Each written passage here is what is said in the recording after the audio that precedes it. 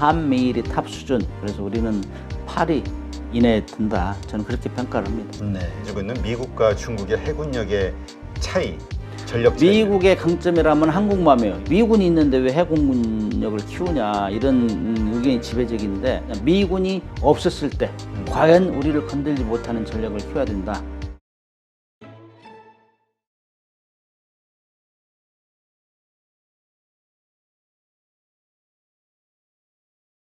지금 우리 문건식 교수님이 사실 그 해군 최초로 네덜란드 잠수함 뭐 함장 과정을 또 네. 유학 다녀오셨고요.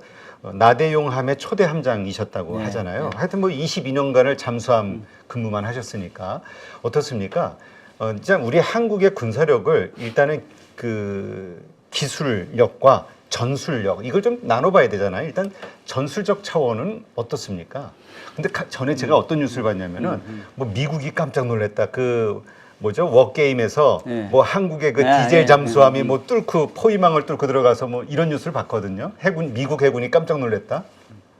한국 해군의 수준은 어디서 이제 평가를 받냐면은 매 2년마다 환태평양 훈련이 미국 주도의 환태평양 훈련인데 저도 나대용 함장 때 참가했어요. 그때는 8개국이 참가했는데 이번에 보니까 뭐 거의 뭐 없어볼까지 하면 40여 국가가 참여 거기서 평가가 돼요. 그래서 전술 이제 경연대회 있죠. 이제 신무기를 서로 전시하면서 함정 상호 방문도 하고 함정에 초청해가지고 행사도 하고 자기 무기 보여주고 세일즈도 하는 거예요. 그렇게 하고 이제 그런 정박에서 그런 행사를 진행하고 정박에서 이제 서로 워게임을 이렇게 하자, 훈련을 이렇게 하자 이제 서로 약속을 해요. 그리고 난 이제 한 2주 정도 바다에 나가서는 공방전을 하는 거예요. 네. 그런 때 이제 능력이 드러나죠. 저 같은 경우는 네덜란드 잠수함 함장 과정을 갔다 오면서 참으로 힘들었어요. 뭐 잠수함 어떻게 운용할 건지 정말 그 제가 몇 개월 동안 뭐 가려움증 때문에 스트레스 때문에 고생도 하고 그랬는데 가기 전에 한국 사람들이 제일 중요한 건 사전 준비를 잘해요. 사전 준비를. 다른 국가는 뭐 어떤 국가는 와서 놀다시피 하고 그렇게 하면서 보고 뭐 장비 고장나도 그냥 미안한지도 말고 들어가는데 우리는 그런 게 아니죠. 우리는 항상 남북 대치 상황에서 훈련을 많이 해왔기 때문에 그렇죠. 정신력도 똑바로 있고 그래서 가서 이겨야 된다. 그래서 제가 볼 때는 미국, 일본, 우리, 한미일 이렇게가 탑 클래스로 봐요. 그리고 장비 또한 함정의 수준, 무기 체계의 수준을 보면은 그 나라의 수준이 보여요.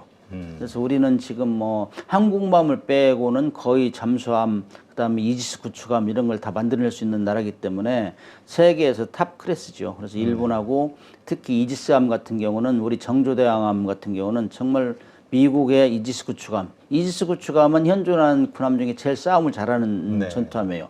특히 대공 방어 능력, 미사일 같은 게 삼중 방어 자동적으로 막 나가서 방어하면서 공격을 할 수 있단 말이죠. 이런 이지스 구축함은 미국, 한국, 일본이 탑 클래스예요.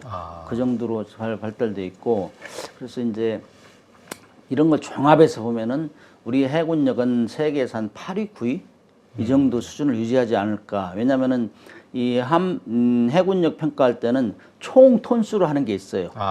배 막 개수 다 톤수를 합쳐가지고 누가 제일 톤수가 많은 이거 가지고 하는데 그렇게 되면은 중국이 1등일 거예요 아마. 그러나 실제로 들어가는 무기 체계, 미사일이라든지 탐지 능력, 그다음에 또 항공기를 태워서 탐지하는 능력 이런 것들이 다 종합돼야 되기 때문에 그렇게 되면은 한미일이 탑 수준. 그래서 우리는 아마 적어도 8위 이내에 든다. 저는 그렇게 평가를 합니다. 네. 지금 톤수 중국 이야기를 말씀하셔서 지금 가장 그 뭐라 그럴까요? 긴장하고 있는 것이 양안 관계잖아요. 중국이 대만을 무력 침공하는 거 아니냐. 그리고 그렇게 했을 때 가만히 보지 않겠다고 한 미국의 함대. 과연 해상에서 만약에 전쟁이 났을 때 말씀하신 것처럼 중국의 그 물량 공세를 아무리 첨단 무기를 가지고 있다 하더라도 미국이 과연 이길 수 있을까? 이게 요새 가장 큰 화제거리 중에 하나예요. 이제 보면 어찌 보면은 미국이 대만을 침공한다. 어떤 사람은 2026년, 27년, 뭐 28년도에 할 거다 다 예상하는데 중국이 그렇게 대만을 침공할 이유가 뚜렷하지가 않아요. 뭐 전쟁하면 다 피 붓는 거니까, 다 손해나고 다 피폐해지는 거니까. 그러나 어떻게 보면은 중국이 그런 의도를 가지고 있다면 지금이 제일 찬스예요. 미국이 지금 우크라이나 전쟁에 도와주고 있잖아요. 네. 두 군데를 해야 되니까 제일 힘들죠. 중국이 두려워하는 거는 오로지 미국 하나란 말이죠. 그렇죠. 그렇기 때문에 그렇게 갈급하지 않고 바로 침공해서 뭐 얻을 게 별로 없잖아요. 얻어야 되거든, 전쟁이 일어나면은. 그렇게 하지 않고도 전쟁을 하는 목적은 사실상은 그래요. 뭐 정치적인 이유도 있겠지만은 이 경제적으로 지금도 전쟁이 일어나고 있잖아요. 경제전쟁을 사람들이 우습게 하는데 경제전쟁이 커요. 경제전쟁이 안 되면 무력전쟁으로 가는 거거든. 아, 그렇죠. 그렇잖아요. 순서가 그렇잖아요. 지금 중국은 대만하고 교류가 엄청 많아요. 우리가 상상 이상으로. 대만도 거기에 중국하고 수출 못하면은 이게 굉장히 힘들다고, 경제가. 그런 거 보면은 대만을 컨트롤할 수 있는 게 여러 가지가 있어요. 근데 막 자꾸 부추겨가지고 뭐 말리는 시누이가 더 나쁘다 뭐 이런 얘기 들잖아요. 그런 것 같이 여기저기서 뭐 대만 문제가 일어날 것이다, 전쟁할 것이다 이런 얘기 있는데 제가 볼 때는 중국이 그런 걸 다 보고 있다고. 이걸 대만을 침공하면은 무엇이 이득일 것인가. 그걸 지금 현재 상황에서는 굉장히 이득이 별로 없다는 얘기죠. 네. 서로가 과거를 후퇴하는 거니까. 그리고 현대 전쟁은 뭐 다 미사일 전쟁이고 한번 치명타를 입으면은 극복하기 힘들고, 전쟁이 요즘은 뭐 국지전만 일어나도 주가가 확 떨어지잖아요. 그렇죠. 이런 것 때문에 고민을 많이 하고 있어요. 그럼에도 불구하고 역사적으로 볼 때는 세계 1위, 2위는 항상 싸웠단 말이죠. 그렇죠. 그래서 미국이 1위를 유지하는데 중국이 거기를 지금 도전하고 있단 말이죠. 그래서 그런 상황에서 보면 다시 붙을 가능성이 있다. 뭐 투키디스 함정이다. 뭐 이런 얘기 많이 하는데 실질적으로 그렇게 해도 이득이 없기 때문에 지금이 가장 좋은 시기인데 미국 힘을 분산시킬 수 있는, 그럼에도 불구하고 안 하고 있잖아요. 네. 그러나 그 대비를 하는 것이죠. 그래서 지금 보면은 우크라이나 전쟁 때문에 유럽에서도 각 나라가 군사비를 GDP 2% 이상으로 올려라. 네. EU 그 사무총장이 얘기했어요. 그래서 2%는 상한가가 아니라 하한가다. 적어도. 그래서 뭐 폴란드 이런 데는 막 6% 올리고 그러잖아요. 그래서 뭐 이런 것들이 가고 있는데 어떻게 보면은 우크라이나 러시아 문제, 요거하고 대만 문제, 중국하고 이렇게 대만 이런 것 때문에 군비 경쟁이 엄청 급속도로 하고 있어요. 네. 이런 것이 긴장이 좀 고조된다 이렇게 얘기할 수 있는데, 우리 같은 경우는 한국 같은 경우는 미국하고 혈맹이라고 생각하고 한미 동맹이 지금 70년 유지해 오잖아요. 네. 그렇기 때문에 미국이 요구하면 안 할 수가 없어요. 그래서 항상 군사 우리 같은 경우는 그 답안지를 몇 개 가지고 있어야 돼. 이런 것들을 정치권에서 해야 되거든. 국방부에서 해야 되고. 그래서 1단계, 2단계, 3단계에서 처음부터 막 병력을 파견할 수 없는 것이고, 아니 중국에서 너 오지 마 하고 가면은 파견하면은 바로 뭐 중국에서 미사일 수없이 받는데 우리 한반도에 떨어뜨리면 어떡해. 우리도 한 전장으로 휩쓸려 가는 거죠. 그런 것들을 잘 봐서 뭐 단계별로 뭐 의료 지원을 파견한다든지, 그다음에 뭐 복구 병력을 파견하다든지 이런 대안을 가지고 있어야 돼요. 네. 그래 뭐 덥석 물어가지고 이렇게 되면은 우리가 오히려 피해 당사자가 될 수 있다. 이런 차원에서 위정자들이 잘 고민하고, 그다음에 우크라이나 전쟁의 교훈을 잘 이렇게 분석해서 대비를 해야 된다. 저는 그렇게 생각해요. 그러면 어떻습니까? 그 해군력, 지금 여기에 요 대만 그 근방을 중심으로 가지고 있는 미국과 중국의 해군력의 차이, 전력 차이. 미국의 강점이라면 항공모함이에요. 11척의 항공모함이라는 거는 정말 막대한 전력이거든요.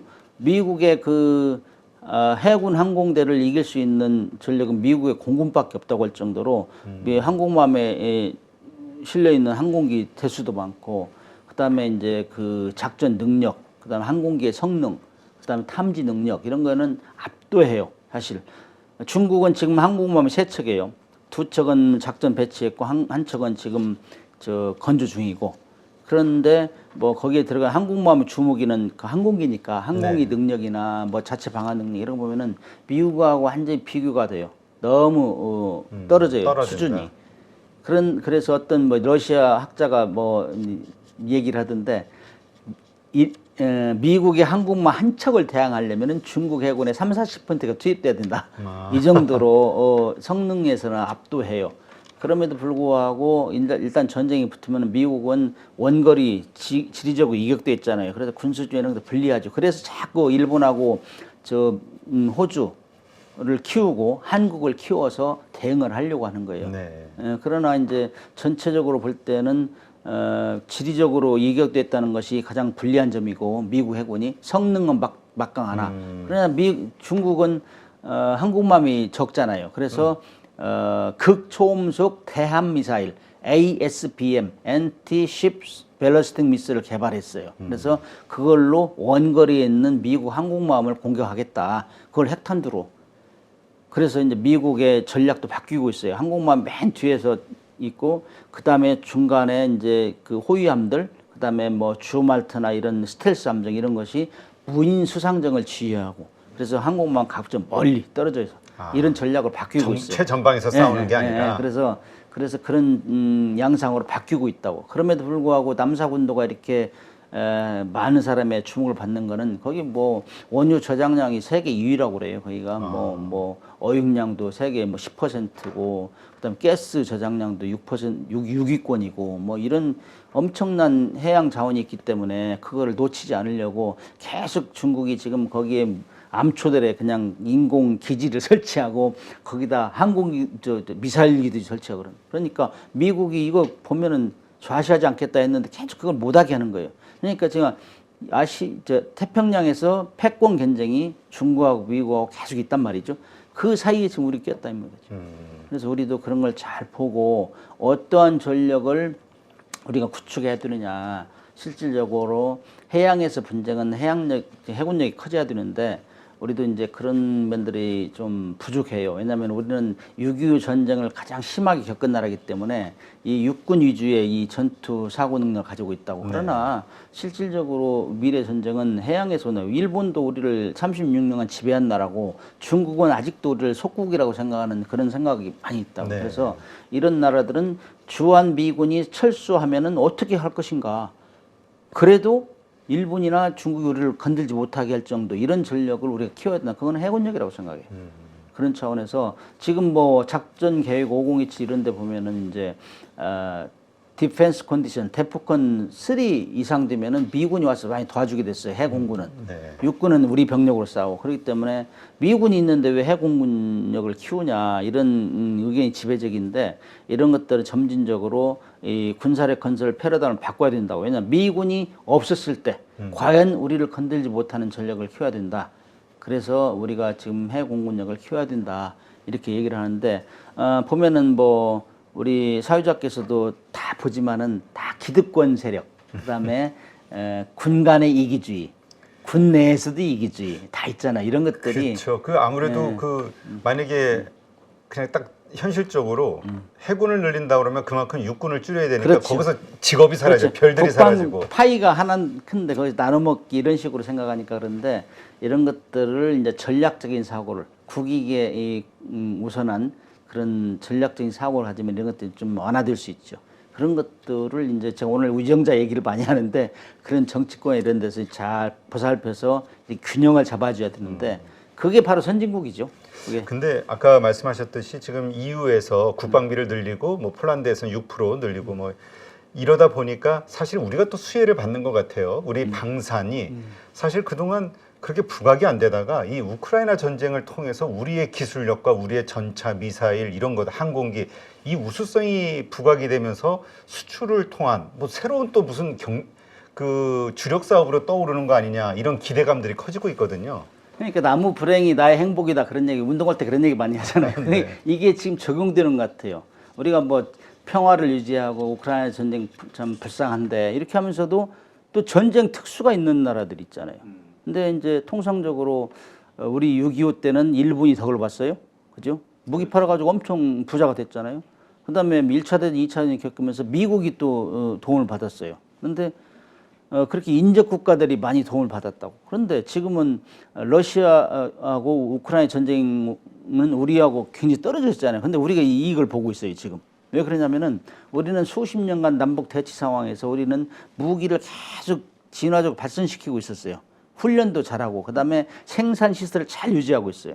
그렇기 때문에 어떻게 보면 가격도 저렴하고 성능은 탑 클래스고 근데 독일이나 미국 이런 데는 무기를 팔기는 해요. 주문에 의해서 파는 것이지 자국에 대해서는 독일 같은 경우는 크게 증강을 안 해요. 독일은 이제 이 전쟁을 2번 일으켰다 해가지고 사죄하는 마음이 커요. 그렇기 때문에 자국의 국방력보다는 EU에 편성돼 있고, 그다음 주로 판매하는 데 주 목적을 뒀는데, 폴란드에서 이제 급하죠. 우크라이나하고 일어나니까 우리도 우크라이나 같이 당할 거 아니냐, 이런 우려가 있기 때문에 무기를 여기저기 다 탐색해가지고 빨리 사놓고 러시아가 함부로 건들지 못하겠다 하니까 쭉 검토해 보니까, 아니 성능은 대한민국 거는 거의 탑 클래스인데 가격은 엄청 싸요. 어떤 뭐 탱커 같은 거는 거의 2분의 1 수준이니까 독일 거에. 그래요? 그러니까 우리한테 손을 벌리지 않을 수가 없죠. 그래서 요즘 뭐 K9 자주포, 그다음에 K2 전차, 뭐 그다음에 최근에 이제 우크라이나에서 FA-50 공격기, 이런 것들은 지금 인기가 하늘을 치솟고 있어요. 그래서 이제 K9 자주포는 세계시 명품 시장에서 지금 뭐 완전히 탑스타로 위치했어요. 탑 베스트셀러로. K9 자주포 같은 건 뭐 누가 뭐 자타가 공인한 이런 거. 그다음에 뭐 FA-50 공격기도 경우에 그렇게 비싸지 않으면서 뭐 전체 효과를 발휘하고 있고, 이런 것들은 지금 뭐 한국의 위상을 군사 무기에서도 한류가 지금 이렇게 하고 있다. 그래서 폴란드에서 이제 우리 한국하고 이 기회에 무기도 사오지만은 우리도 공장을 만들어서 기술 이전을 받고 해가지고 유럽에서 우리도 무기 파는 나라로 성장해야 되겠다, 이런 폴란드의 전략하고 딱 맞아 떨어진 거예요. 그렇기 때문에 요즘 무기 수출이 호조를 이루고 있는데, 노르웨이에서도 우리 K2 전차를 살려고 했었어요. 그래서 거의 기울어졌었어요. 우리 가격이 낮고 그다음에 성능은 뭐 탑이니까. 그런데 이것도 독일의 EU에서 브레이크를 걸었어요. 기술력만 가지고 될 게 아니라 이게 이제 정치적인 문제가 그렇죠. 얽힐 거라고. 아니 한국에 와서 이 시장을 섞고 나면은 유럽은 못 먹고 사냐. 제가 2009년부터 12년까지 독일에 마지막 근무를 했어요. 해군 생활할 때. 그때 이제 독일 조선소의 감독관으로 파견 근무를 했는데, 그때 당시에 이제 인도네시아에 잠수함 3척 수출을 하게 됐어요. 그때 최종으로 이제 경쟁한 게 독일 회사하고, 우리가 이제 독일에서 잠수함 사왔잖아요. 그 회사하고 우리하고 대우조선소가 붙었어요. 네. 근데 마지막 하루 전날까지 그냥 그야말로 오리무중했어요. 근데 결국엔 우리가 이겼거든요. 이때 그냥 그 독일 제가 머물렀던 시내가 킬이라는 도시인데, 함부르크에서 북쪽으로 한 100km 정도, 인구가 한 23만 명 됐어요. 거기서 난리 났어요. 왜 이걸 졌느냐? 뭐 우리가 가르쳐 줬는데 왜 거기에 졌느냐? 여러 가지가 이유 있어요. 가격 문제, 뭐 여러 가지가 이유가 있어요. 결국에는 우리가 이겼어요. 그 정도로 EU에서도 깜짝 놀랐다고. 이러면 안 되겠다 했는데, 이번에 똑같은 상황이 또 벌어졌어요. 뭐 노르웨이의 K2 전차 수출을 거의 성사 단계에 있었는데 EU에서 브레이크를. 이런 것들이 지금, 그래서 우리가 이제 방위 산업을 국가 전략 사업으로 키우겠다. 이건 누가 얘기한 것도 아니에요. 자연적으로 그렇게 됐어요. 윤석열 대통령이 막 강조를 하게 됐어요. 왜냐? 정권 바뀌고 뚜렷한 게 뭐 별로 없었는데, 세계 경제가 안 좋으니까. 그런데 러시아, 우크라이나 특수가 생겨가지고 그동안 뭐 방산 수출이 지지부진했었는데 작년에 171억 불, 21조 원을 달성한 거예요. 엄청나네요. 이거는 역사적으로 있을 수가 없는 일이었죠. 그래서 이제 방위 산업을 국가 전략 산업을 키우자. 이래가지고 모든 규제를 완화시키고 수출에 전담해라. 윤석열 대통령이 창원 공장도 방문하고 그래서 계속 밀어주고 있어요. 근데 이걸 지속적으로 해야 되는데, 그러면 러시아 전쟁, 우크라이나 전쟁이 끝나면 어떻게 하냐. 그렇게요. 이건 문제죠. 네. 우리는 생산 시설을 투자해야 되고 증가했는데. 그래서 정부 역할이 중요하다 이거. 정부는, 그래서 제가 이제 얘기하는 게, 정부는 기업은 물 들어올 때 노를 저어라, 그런 얘기를 하잖아요. 물 들어올 때 노를 저어라. 근데 정부는 물이 빠졌을 때, 썰물 때 어떻게 할 건가, 이걸 고민해서 공장을 가동시켜 줘야 된다. 그러려면은 뭐 무기도 계속 그 성능 개량해야 되고, 그다음에 요즘 막 방산 전시회가 많아요. 그런 데 가서 정부 대 정부, G2G라고 하죠. 요즘에는 B2B가 잘 안 돼요. 도산하는 기업이 많아가지고 경제 어려우니까. 그래서 정부가 어느 정도 개런티 해주겠다, 이런 거를 막 표명하고 다니고, 그렇게 한 게 효과가 있어요. 사실 뭐 2018년인가 그 트럼프 대통령이 그 일본의 카감 그 이즈모크 하가함을 방문했잖아요. 그리고 항공기 F-35 100대 이상 또 팔았잖아요. 이런 것들 좀 대통령이 역할을 해줘야 되는 거예요.